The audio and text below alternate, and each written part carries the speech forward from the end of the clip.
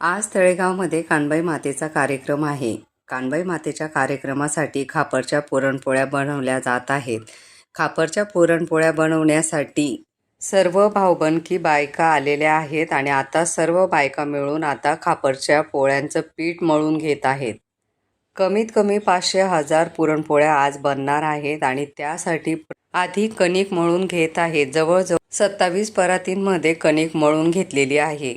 खापरच्या पुरणपोळ्यांसाठी खूप छान अशी ही कणिक मळावी लागते आणि 15-20 मिनिटासाठी तिला झाकून ठेवावं लागतं, तेव्हाच खापरची पोळी खूप छान येते. कणिक मळून झाल्यानंतर तिला एका परातीमध्ये झाकून ठेवलेलं आहे आणि त्यानंतर एका बाजूला आता चूल पेटवण्यात आलेली आहे. चूलसुद्धा जवळजवळ 15 ते 20 चूल पेटवण्यात आलेल्या आहेत आणि त्यानंतर त्यावर खापर ठेवण्यात आलेलं आहे. चूल पेटवून घेतलेली आहे आणि प्रत्येक ठिकाणी मातीचे खापर ठेवण्यात आलेलं आहे. मातीच्या खापरावर आता छानपैकी पुरणपोळी बनवणार आहेत.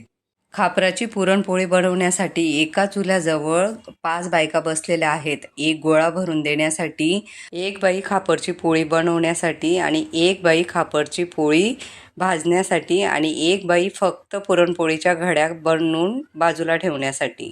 प्रत्येक चुल्याजवळ 5-5, 6-6 बायका बसलेल्या आहेत आणि तुम्ही बघू शकता किती सुंदर अशा या खापरच्या पोळ्या बनवण्यात येत आहेत. या खापरच्या पोळ्यांचा सुगंध खूपच छान येतो आणि चवीला तर खूपच छान लागतात.